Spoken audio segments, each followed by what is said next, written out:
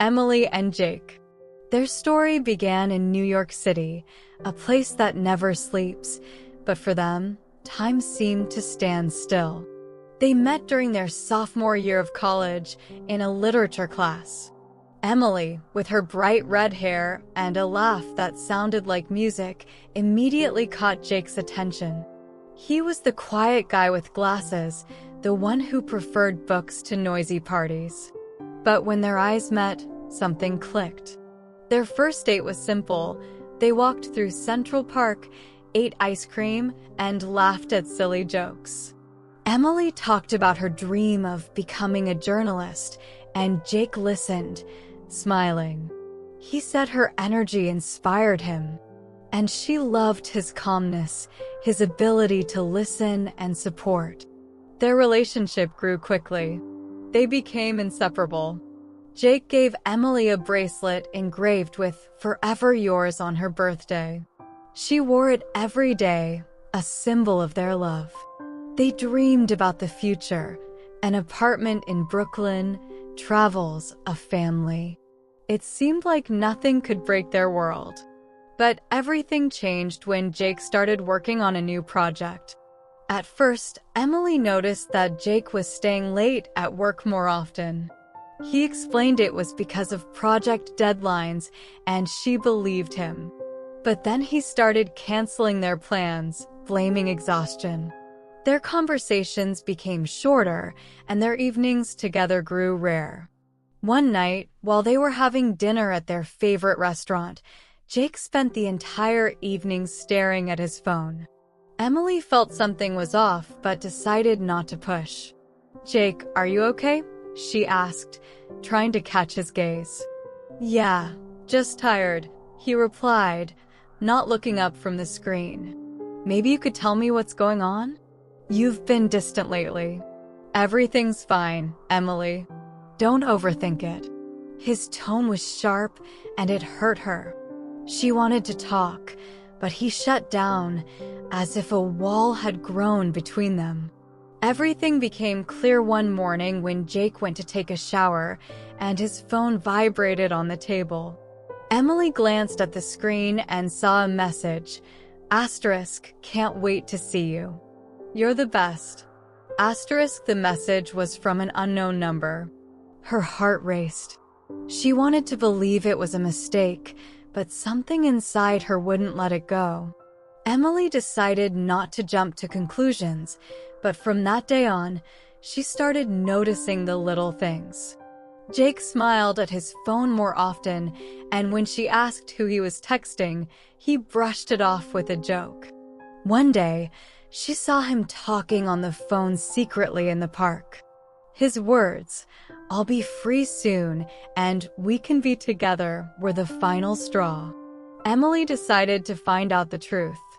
She followed Jake after work and saw him enter a cozy cafe in the city center.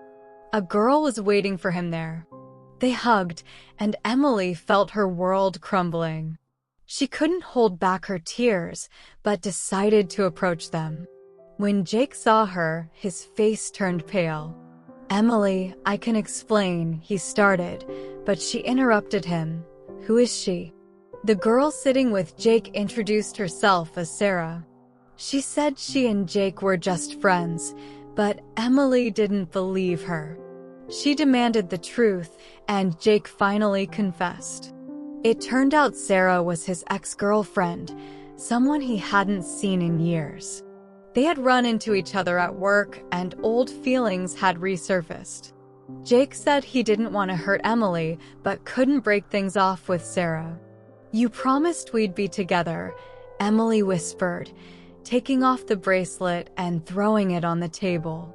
"You said I was your forever. How could you?" "Emily, I got lost," Jake said, trying to take her hand. "I still love you." "No, Jake. Love doesn't hurt like this." Emily walked out of the cafe, tears streaming down her face. She wandered the streets, not knowing where to go. She wanted to scream, but held it in until she got home. There, she collapsed on the bed and let her emotions take over. The next day, Emily packed her things and moved in with a friend. Jake tried to reach out, but she ignored his calls and messages. A week later, she received a letter from him, apologizing and saying he still loved her. But Emily couldn't trust him anymore. One day, a month later, Emily ran into Sarah at a coffee shop. Sarah approached her and said, "I know you hate me, but I want you to know I'm not seeing Jake anymore. He still loves you. Why are you telling me this?" Emily asked, her heart tightening. "Because I realized he'll never be happy without you, and I don't want to be the reason for his pain." Emily didn't know what to say. She realized her heart still ached, but she wasn't ready to go back to the past. She decided to start a new life.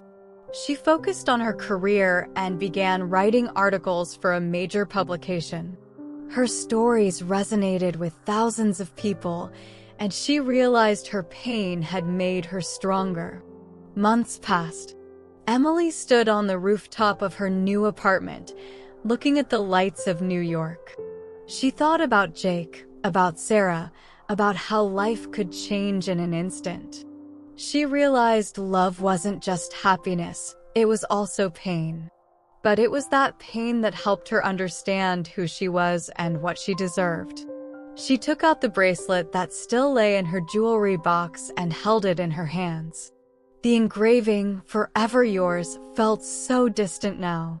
But she smiled because she knew her story was just beginning. Sometimes love isn't just happiness, it's also pain. But it's that pain that helps us understand who we are and what we deserve. And even if your heart is broken, it keeps beating, reminding us that life goes on. And we're stronger than we think.